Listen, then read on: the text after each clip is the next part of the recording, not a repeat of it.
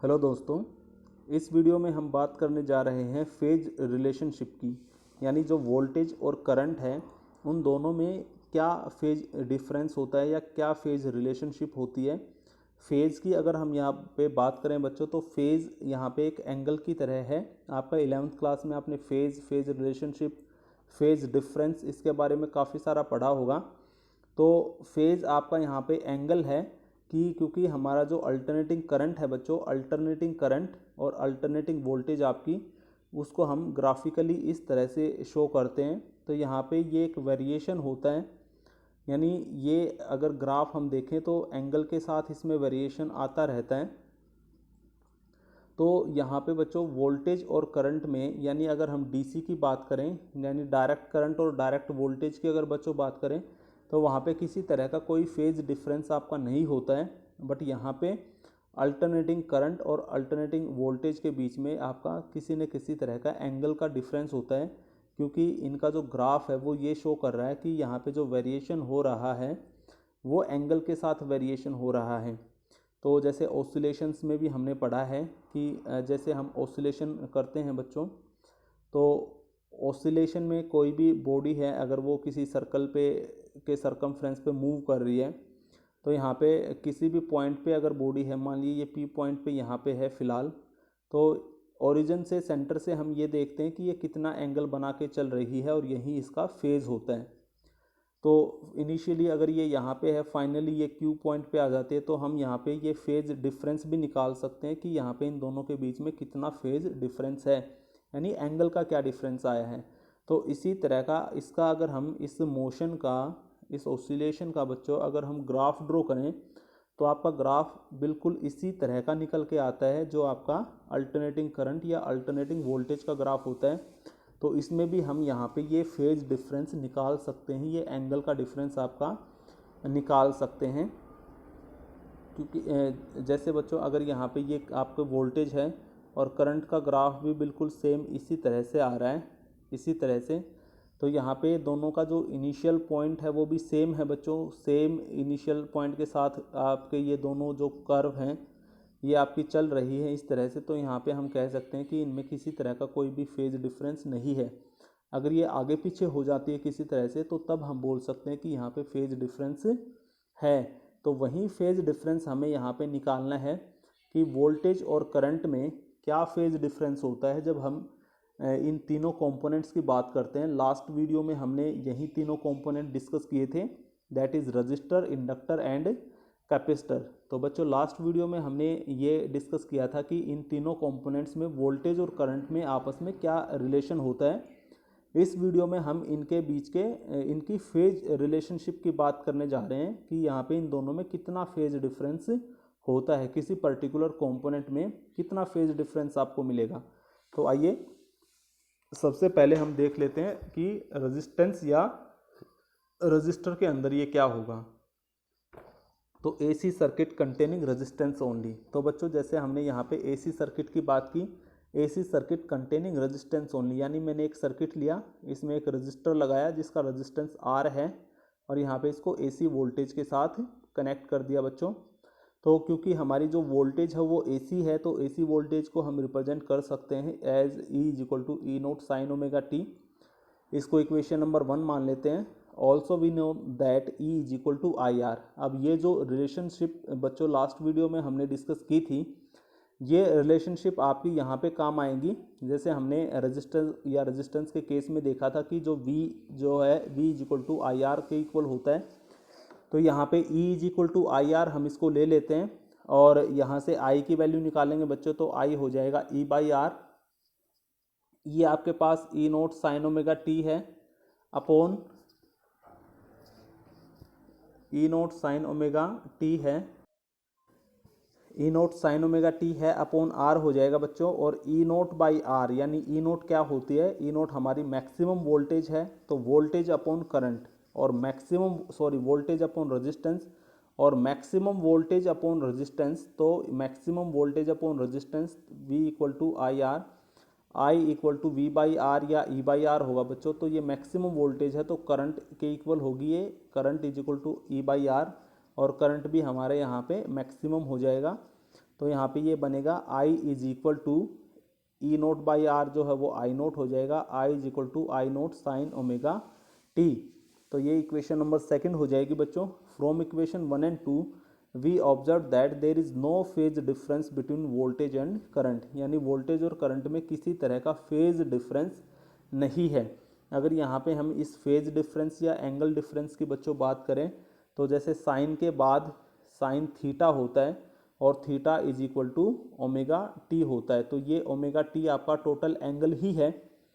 तो यहाँ पे करंट के केस में भी देखा हमने कि यहाँ पे I is equal to I naught sine omega t आया है, और वोल्टेज के केस में भी E is equal to E naught sine omega T है। तो दोनों के साइन जो फंक्शन है उसके बाद जो एंगल आ रहा है omega T is equal to theta, ये बच्चों सेम है आपका। तो इसलिए अगर एंगल आपका सेम है तो इसका मतलब वोल्टेज और करंट में किसी तरह का फेज डिफरेंस यानी एंगल का डिफरेंस नहीं है। नेक्स्ट केस आएगा आपका AC circuit containing inductance only, यानी हम बात कर रहे हैं बच्चों इंडक्टर की। ये आपका इंडक्टर यहाँ पे हो गया इस तरह से, जिसकी इंडक्टेंस L है आपकी, और इसको हमने एसी वोल्टेज के साथ कनेक्ट कर दिया बच्चों।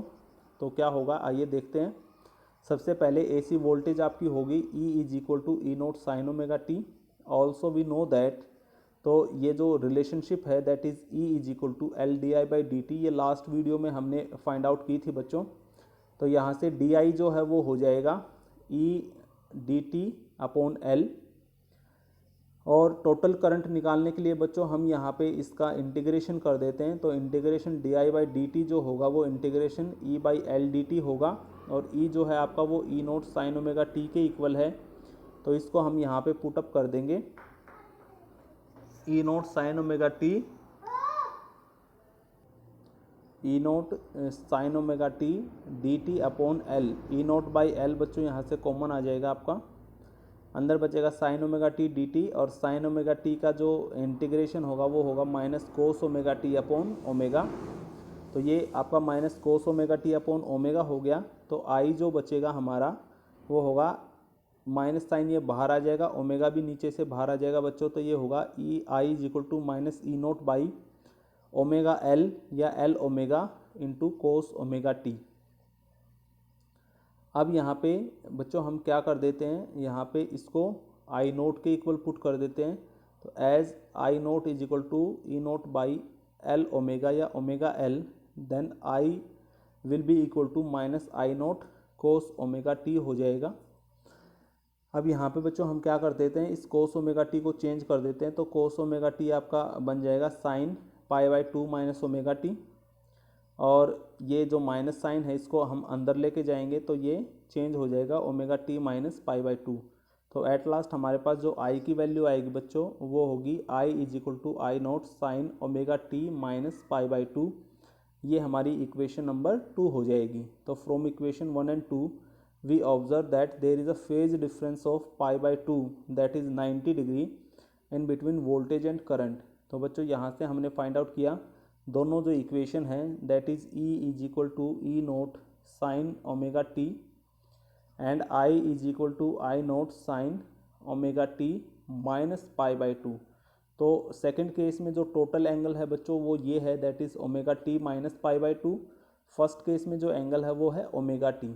तो यहाँ पे जब आप इसको सब्ट्रैक्ट करेंगे तो एट लास्ट जो डिफरेंस है वो बचेगा पाई बाई टू आपके पास। तो इसलिए हम ये कह सकते हैं कि इंडक्टर के केस में वोल्टेज और करंट में पाई बाई टू का फेज डिफरेंस होता है, और यहाँ पे करंट आपका पाई बाई टू के फेज डिफरेंस से पीछे चल रहा होता है। तो करंट आपका पीछे रहेगा और वोल्टेज आपकी आगे रहेगी। ठीक है बच्चों। तो नेक्स्ट केस में अब यहाँ पे हम साथ के साथ एक और पॉइंट डिस्कस कर लेते हैं कि जो हमने यहाँ पे कंसिडर किया है कि जो आई नोट है वो E naught by omega L के इक्वल है। ठीक है बच्चों। तो if we compare it by I is equal to V by R, अगर हम इसको वी बाई आर के इक्वल पुट करें that is I is equal to V by R. इस वजह से बच्चों अगर हम इसको यहाँ पे इसके साथ कंपेयर करते हैं तो ई जो है दैट इज़ वोल्टेज, ये भी वोल्टेज है, ये भी वोल्टेज है, और ये अगर रेजिस्टेंस है बच्चों नीचे आर तो ये भी क्या होगा हमारे पास रेजिस्टेंस ही होगा एक तरह से। तो इस तरह से यहाँ पे कंपेयर करने के बाद हम R को ओमेगा L के इक्वल मान लेंगे। This resistance of inductor will be called as inductive reactance. और इसी रेजिस्टेंस इंडक्टर का जो रेजिस्टेंस हो, तो यहाँ पे बच्चों जो ये रेजिस्टेंस है, इसको हम ये रेजिस्टेंस जो है वो इंडक्टर का रेजिस्टेंस निकल के आया है। तो इंडक्टर का जो रेजिस्टेंस होता है उसको हम इंडक्टिव रिएक्टेंस बोलते हैं बच्चों, क्योंकि रेजिस्टेंस जो है वो रजिस्टर का होता है। तो यहाँ पे इंडक्टर का जो रेजिस्टेंस है उसको हम इंडक्टिव रिएक्टेंस बोलेंगे। Inductive reactance and represented bye XL. X के नीचे ये फिक्स लगा के एल लगा देंगे नोटेशन के लिए, यानी ये इंडक्टर का रेजिस्टेंस बोला जाएगा, जिसको हम इंडक्टिव रिएक्टेंस बोलते हैं बच्चों। तो यहाँ पे जो इंडक्टिव रिएक्टेंस एक्सएल है वो हो जाएगी ओमेगा एल के इक्वल, और एक्सएल ओमेगा एल है बच्चों, ओमेगा 2 पाई न्यू होता है, तो यहाँ पे 2 पाई न्यू हो जाएगा। And if nu is equal to 0 then X L equal to 0। It means inductor does not create any opposition in case of DC. जैसा कि बच्चों आपको पता है यहाँ पे कि अगर हम डीसी की बात करें यानी डायरेक्ट करंट की बात करें या डायरेक्ट वोल्टेज की बात करें, तो उसकी जो फ्रीक्वेंसी है वो 0 होती है, न्यू इज इक्वल टू 0। तो यहाँ पे बच्चों अगर हम nu is equal to 0 put करते हैं तो एक्सएल यानी जो इंडक्टिव रिएक्टेंस है, इंडक्टर का जो रेजिस्टेंस है, उसकी वैल्यू 0 आ जाती है। तो इसका मतलब ये है कि इंडक्टर जो है वो डीसी के केस में काम नहीं करता। यानी बच्चों ये आपको याद रखना है, मोस्ट इम्पोर्टेंट पॉइंट है कि इंडक्टर जो है हमारा वो एक करंट कंट्रोलिंग डिवाइस है। करंट को कंट्रोल करती है, कैसे करती है? इंडक्टेंस की वजह से, ठीक है, इंडक्टेंस की वजह से ये करंट को कंट्रोल करती है। तो यहाँ पे अगर आप इसको डीसी के साथ कनेक्ट करते हैं, क्योंकि डीसी के में जो फ्रीक्वेंसी है वो 0 होती है बच्चों, तो ये इस डीसी को कंट्रोल नहीं करेगा, क्योंकि यहाँ पे इसकी जो एक्सएल है that is inductive reactance of this inductor वो 0 हो जाएगी। हाँ, अगर आप इसको एसी में अप्लाई करते हैं, एसी सर्किटरी में अगर आप इसको अप्लाई करते हैं तो ये इसको ज़रूर कंट्रोल करेगा, क्योंकि वहाँ पे एक्सएल की वैल्यू 0 नहीं होगी।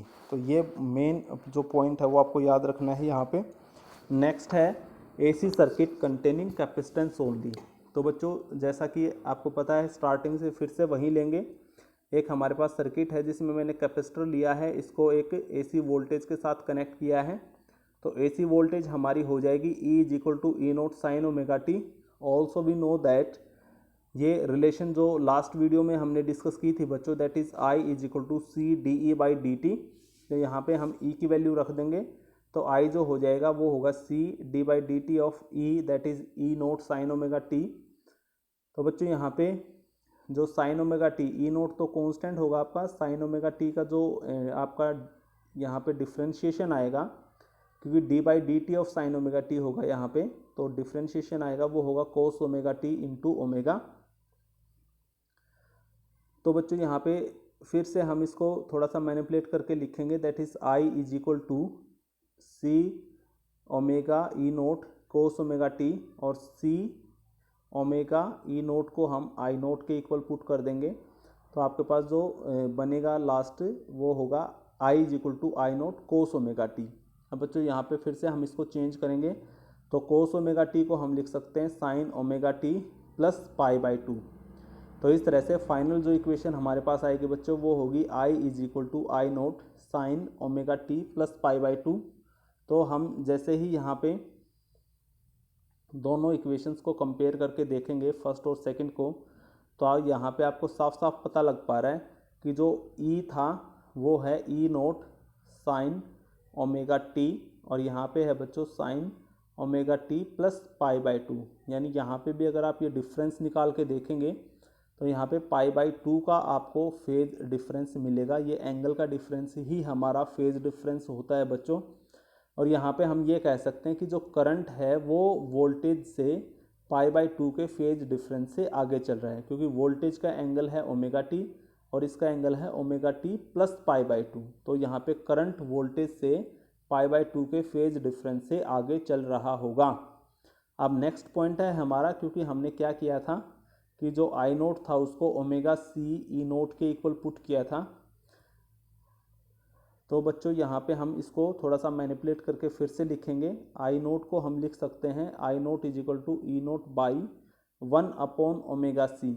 क्योंकि यहाँ पे इसके साथ में ओमेगा सी है, तो इसको हम 1 करके अगर लिख देंगे तो वापस से ये ओमेगा सी यहीं पे आ जाएगा। तो इस तरह से हम इसको चेंज करके लिख सकते हैं। और बच्चों फिर से अगर हम इसको कंपेयर करें V/R से, तो वोल्टेज तो यहाँ पे मैच हो जाएगी, बट 1/ओमेगा सी जो है वो किसके इक्वल आएगा, R के, यानी रेजिस्टेंस के। तो R जो है वो यहाँ पे 1/ओमेगा सी हो जाएगा बच्चों। तो इस तरह से this R will be equal to the resistance of capacitor. अब यहाँ पे ये जो R है बच्चों, ये रेजिस्टेंस होगा कैपेसिटर का and will be called as capacitive reactance. तो इसको हम कैपेसिटिव रिएक्टेंस का नाम देंगे एंड रिप्रेजेंटेड बाय XC, यानी X आपका कॉमन होता है, चाहे वो इंडक्टर का रेजिस्टेंस हो चाहे वो कैपेसिटर का। अगर L लगा देंगे तो इंडक्टर का, और C लगा देंगे यहाँ पे तो ये कैपेसिटर का रेजिस्टेंस बन जाएगा, जिसको हम कैपेसिटिव रिएक्टेंस बोलेंगे, दैट इज़ XC। और XC होगा बच्चों आपका 1/ओमेगा सी। तो यहाँ पे ओमेगा की वैल्यू हम रखेंगे तो XC होगा बच्चों 1/2π/µc, और न्यू की वैल्यू अगर 0 करेंगे तो XC आपका इनफाइनाइट हो जाएगा। यहाँ पे XC infinite, that means that capacitor develop infinite resistance in the path of DC, that is direct current, means it block DC। यानी बच्चों कैपेसिटर भी एक ऐसी डिवाइस है जिसको अगर आप AC में अप्लाई करेंगे तो ये भली भांति काम करेगा, प्रॉपर तरीके से काम करेगा, बट अगर आप इसको DC में लगाएंगे, किसी DC सर्किट में बैटरी या सेल के साथ अगर आप इसको लगा रहे हैं, तो बच्चों ये क्या करेगा, ये इस DC को ब्लॉक कर देगा, यानी इस सर्किट को ब्रेक कर देगा, करंट फ्लो करने नहीं देगा। क्योंकि यहाँ पे साफ साफ आपने देखा कि न्यू जो कि 0 है इन केस ऑफ DC, वोल्टेज और करंट न्यू 0 होती है आपकी। तो जैसे ही आप यहाँ पे 0 पुट करेंगे तो XC यानी आपका इनफाइनाइट आएगा, यानी ये जो कैपेसिटर है इसका रेजिस्टेंस इनफाइनाइट हो जाएगा। और बच्चों जब रेजिस्टेंस इनफाइनाइट हो जाए तो करंट आपका 0 होगा ही होगा। तो इस तरह से हम कह सकते हैं कि जो कैपेसिटर है वो DC को ब्लॉक कर देता है, DC को बिल्कुल पूरी तरह से ब्लॉक कर देगा, DC को फ्लो नहीं करने देगा, और ये AC को फ्लो करने देगा आपका। तो इसलिए करंट को कंट्रोल करने के लिए इसको AC में ही लगाया जा सकता है, DC में हम इससे करंट कंट्रोल नहीं करवा सकते। सेम बच्चों जो आपका इंडक्टर है, इंडक्टर आपका DC में आप अप्लाई कर सकते हो, बट वो किसी तरह का रेजिस्टेंस ऑफर नहीं करेगा, बट AC में वो रेजिस्टेंस ऑफर करेगा। हाँ, जो इंडक्टर है वो DC को ब्लॉक नहीं करेगा, जबकि कैपेसिटर DC को पूरी तरह से ब्लॉक कर देगा। तो इस वीडियो में बच्चों हमने यही जो फेज रिलेशनशिप है इसके बारे में बात की कि जो तीनों हमारे कंपोनेंट हैं, that is register, inductor and capacitor, उन तीनों के केस में जब उनको किसी AC सर्किट में कनेक्ट किया जाता है, AC सर्किट में जब उनको लगाया जाता है तो वहाँ पे उनके ऊपर वोल्टेज भी लगती है, और उसी वोल्टेज की वजह से उनके अंदर करंट भी फ्लो करना होता है। तो क्योंकि वोल्टेज और करंट हमारे अल्टरनेटिंग हैं, तो इनमें किसी न किसी तरह का एंगल का डिफरेंस हमें मिल सकता है। तो यहाँ पे हमें वही चेक करना था कि एंगल का डिफरेंस है या नहीं है। तो बच्चों जो आपका रजिस्टर है, रजिस्टर में आपका कोई भी एंगल डिफरेंस यानी फेज डिफरेंस नहीं होता। इंडक्टर में हमने देखा कि इंडक्टर में जो करंट है वो π/2 के फेज डिफरेंस से पीछे चलता है, और जो यहाँ पे XL = ω/L आपने निकाली है वो हमारे इंडक्टर की इंडक्टिव रिएक्टेंस है। और उसके बाद हमने कैपेसिटर को डिस्कस किया, तो कैपेसिटर की जो रेजिस्टेंस है उसको हम कैपेसिटिव रिएक्टेंस बोलते हैं। और वहाँ पे भी हमने ये रिलेशन देखी करंट और वोल्टेज के बीच में, तो आपने पाया कि जो करंट है कैपेसिटर के केस में वो वोल्टेज से π/2 के फेज डिफरेंस से आगे चल रहा होता है। Thank you.